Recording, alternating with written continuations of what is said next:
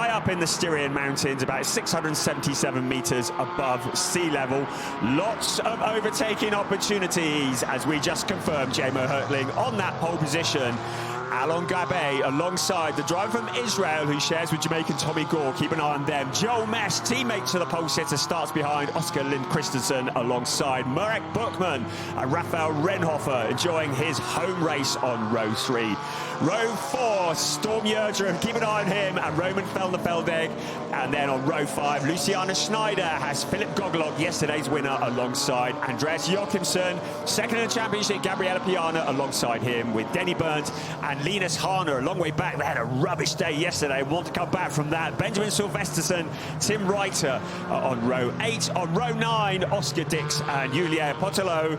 And then on row 10, Lawrence Hull and Daniel Drexel start alongside each other. They're bringing up the rear of the grid is Axel Bengston and Luca Link. Are you ready to get going? We are about to go racing. ADAC GT4 Germany, and the lights go green. Car, that's Piana just turned a wheel onto the grass along the pit straight, but Hartling leading very much into turn 1. Right, car 10 under investigation. Car on jacks after 3-minute board, so there may well be some issues incoming for the number 10 car of Denny Byrne out of turn 1. We know that Yerdrum is a respecter of nobody, so he might want to just get past the Aston Martin. He does that. First, second, third, fourth, fifth place, and there's a car spinning.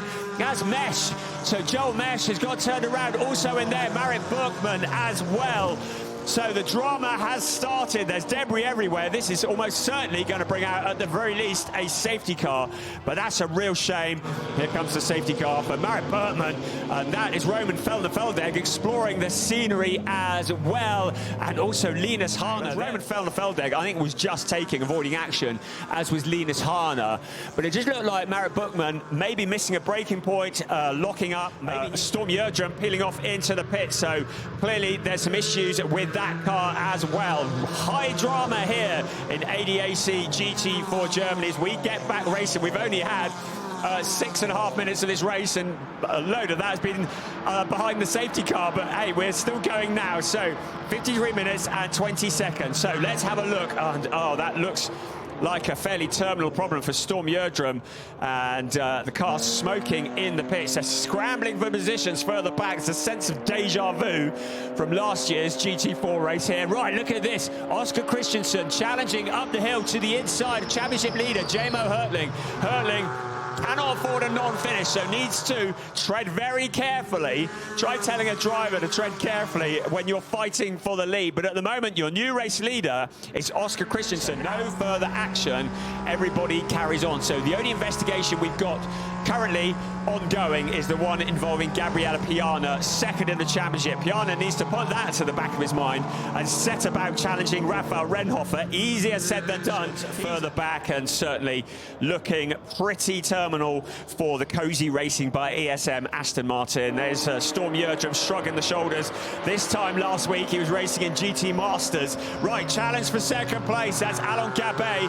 Jamo Hertling clearly doesn't have the pace to match the Porsches at the moment, because Raphael Renhofer also queuing up to get involved. So the car that started on pole position now just about shuffled down to third place, and a penalty lap has been awarded to Gabriella Piana for leaving the track and gaining an advantage. So fifth place, Gabriella Piana is going to have to slow down and drive through the penalty box at no more than 50 kilometers an hour for one lap. That's going to shuffle him down probably 3 or 4 places at the very least. So bad news for car 21. He can't wait for it all to be spaced out. He can only cross the start-finish line one time before he has to go through to the penalty box. So it's a Wimmer Werk Motorsport. So looking again at that moment that Jamo Hertling got shuffled down through the pack. Hertling along, and Piana is shuffled to mid-pack to 11th place, which is something of a disaster, because you have to do all that hard work. And look at how wide a line they're taking into turn 1, especially Jamo Hertling, flashing the lights. Here's one of the cars that we saw disappearing off into the scenery early on, Roman Felderfeldegg, in 17th place at the moment, trying to fight his way back. So the challenge for third place is on. There, J-Mo Hertling closed in on Rafael Renhofer. So having been shuffled down the order, maybe the Mercedes just looking like is starting to come on a bit. Teams have got a bit of work to do rebuilding this lot after this race, haven't they? Right, Felner Feldegg making a challenge to the inside of Denny Burtz. That'll be for 13th place, so he's made that stick.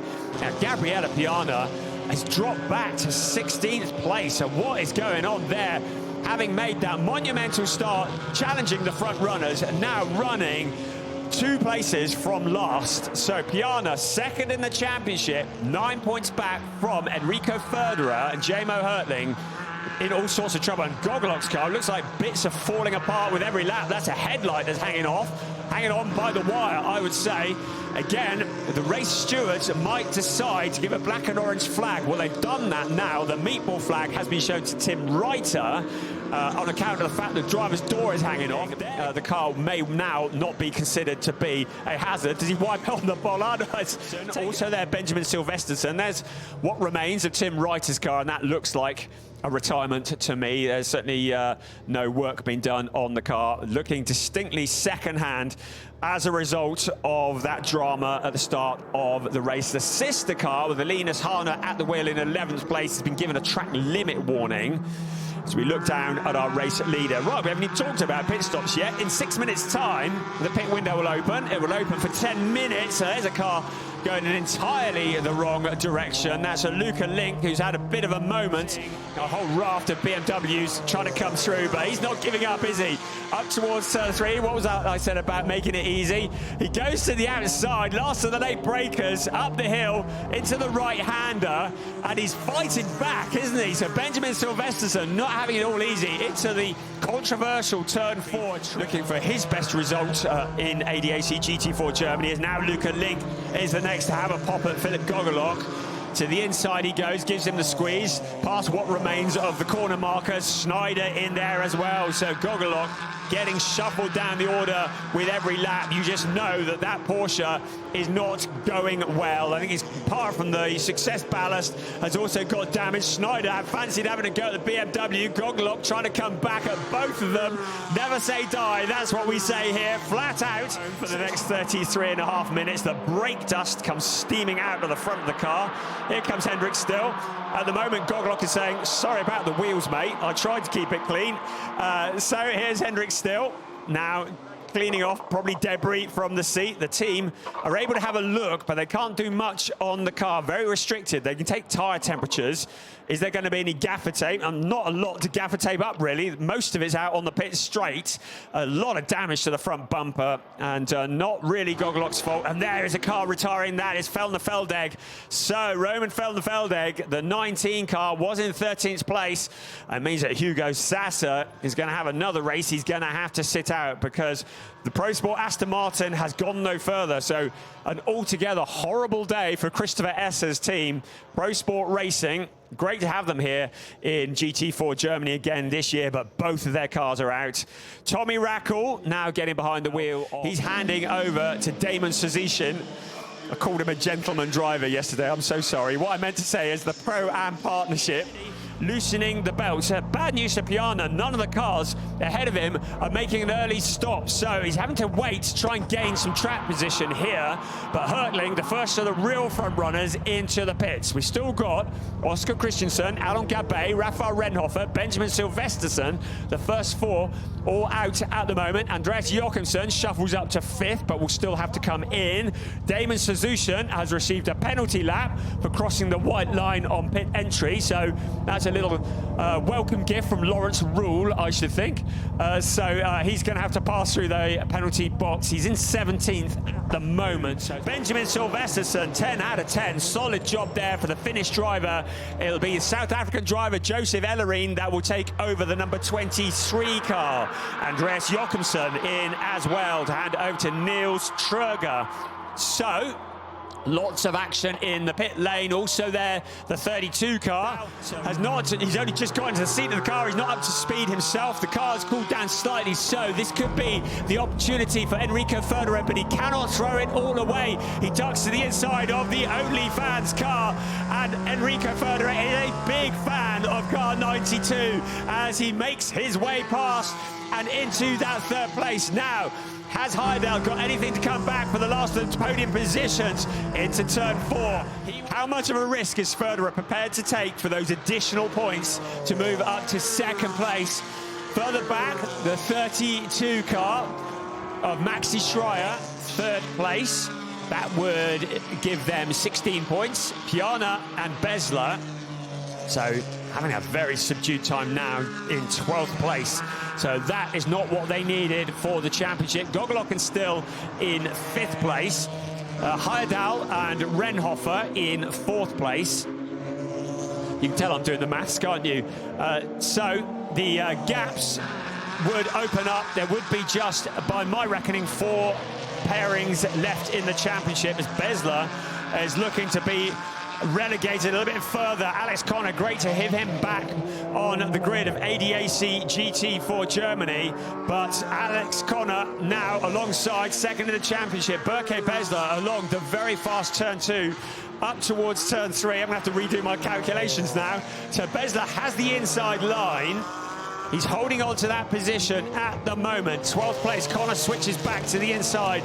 Unlucky 13 for Berke Besler because Connor's got his nose in front unless Besler can come back in the BMW into turn 4. So it's 12th place to Connor at the moment. Under braking into turn 4. Connor's going to leave as late as he dare on the brakes. Hits the apex beautifully. And has he made it? Yes, he has made it past. So, and now that has been followed up. Joseph Ellerine losing it completely in a cloud of blue smoke. The fuel filler has opened. Ellerine gets it going again. The Maxi Schreier is pushing to try and catch Hendrik Still. A wild ride and rear wheel into the gravel. So the battle continues once again. Connor having to do the work, this time to the inside on turn 10. And that was clean, didn't exceed track limits there. All race long and continues again. Besler now trying to come back at Alex Connor into turn 2. Flat out Besler, who is coached by Gabriella Piana. Connor, the British driver on the inside, under braking. Out of turn 3 he comes. He's going to pick up a slipstream on the exit of turn 1 as they head flat out along turn 2 and up the hill towards turn 3. So it's Besler going to try and make a Connor-like challenge on Connor. Around 2 they come. He's got the inside line. That'll be the outside into turn 3. Up the hill, under braking. Besler going to try and go the long way round. Connor says, nope, you're not coming through, mate. Slams the door in his face. Never mind about that, because at the front, Lachlan Robinson is on the last couple of corners. He's into turn 10. He and Oskar Kristensen have not set a foot wrong. It's a first ever win for Lachlan Robinson and Oskar Kristensen in ADAC GT4 Germany. It's another podium for Tommy Gore. Very noisy GT3 Porsches that have just lined up because we've got Porsche 6 Carrera Cup Germany coming in a bit. And they are deafening as the winners' trophies are awarded. Trophies that Lachlan Robinson and Oskar Kristensen will cherish and remember for many years to come. The first win in GT4 Germany. Another trophy for Tommy Gore and Alon Gabbay. What a weekend they've had. I should think that Tommy Gore's dad, Doug Hollywood Gore, a bit of a legend himself, will be shouting on at the TV sets.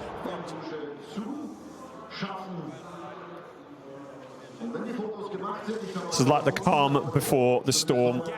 Is 20 points between first and second.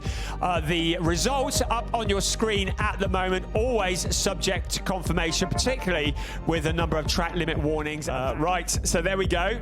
There are the driver classifications, all subject to confirmation once all the various stewards' inquiries have been done.